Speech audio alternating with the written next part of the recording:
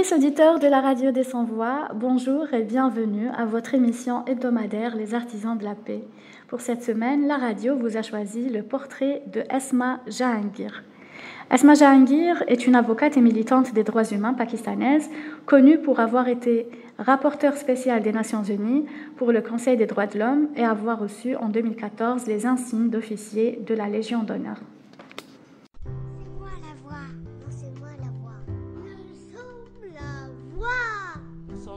La voix des sans-voix.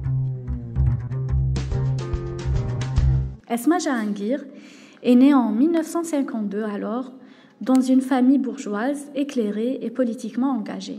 La maison familiale était située dans la partie cossue de la ville, mais les valeurs de la solidarité et de l'empathie primaient sur celles de l'argent dans ce foyer atypique.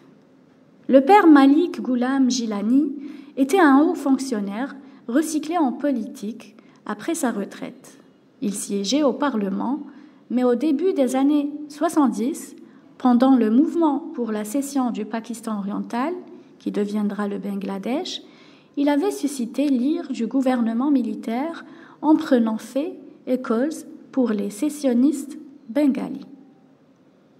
Âgée alors d'à peine 18 ans, Esma Jahangir s'était battue comme une lionne pour faire libérer son père, réussissant même à arracher à la Cour suprême un arrêté historique contre le dictateur Yahya Khan qui avait incarcéré les opposants un peu trop turbulents.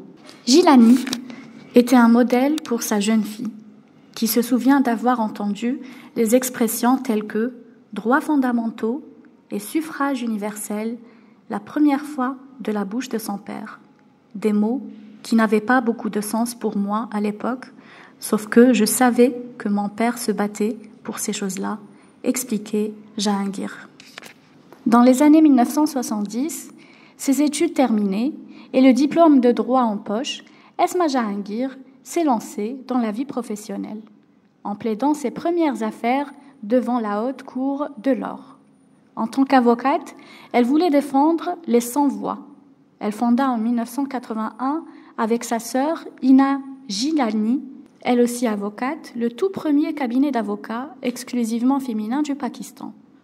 Leurs clients étaient entre autres des minorités condamnées à mort pour blasphème, des travailleurs forcés qui avaient fui le joug des propriétaires terriens et des femmes victimes de violences domestiques.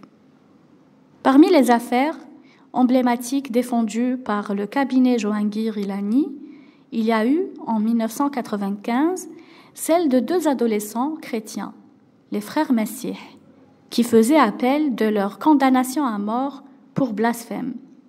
Ce sont les plaidoiries passionnées d'Esma Jahangir, soulignant l'intolérance des plaignants et surtout l'absence de preuves, qui ont permis aux frères Messieh de sauver leur tête.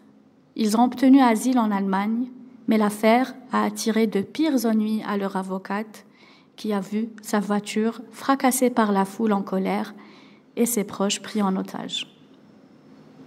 Il arrivait parfois à raconter, l'avocate Jahangir, que les juges oublient leur raison d'être et lui demandent pourquoi elle tenait tant à leur présenter ces hommes et femmes qui sortaient des égouts et sentaient tellement mauvais.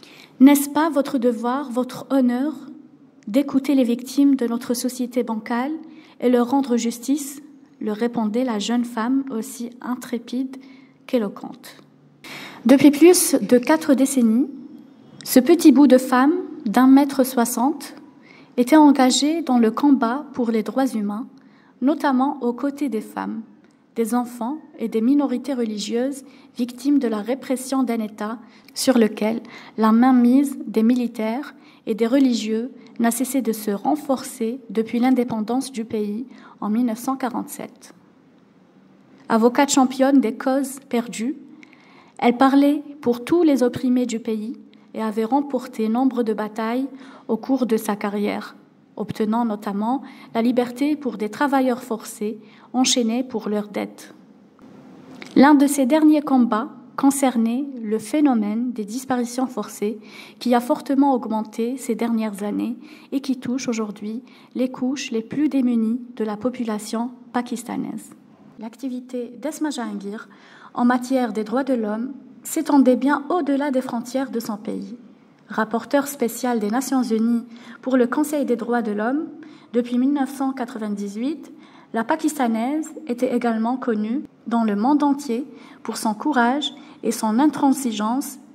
Cette experte de l'ONU avait rédigé de nombreux rapports, notamment sur les exécutions sommaires et la liberté de religion à travers le globe. Elle s'était rendue en Iran, en Afghanistan, en Palestine, ainsi que dans le Chiapas, au sud du Mexique, pour observer les réalités de ses propres yeux. Selon le secrétaire général des Nations Unies, Antonio Guterres, qui l'a vue à l'œuvre, elle défendait inlassablement les droits aliénables de tous pour l'égalité, que ce soit en tant qu'avocate au sein du système judiciaire national, en tant que militante de la société civile mondiale ou en tant que rapporteure spéciale. Esma était brillante.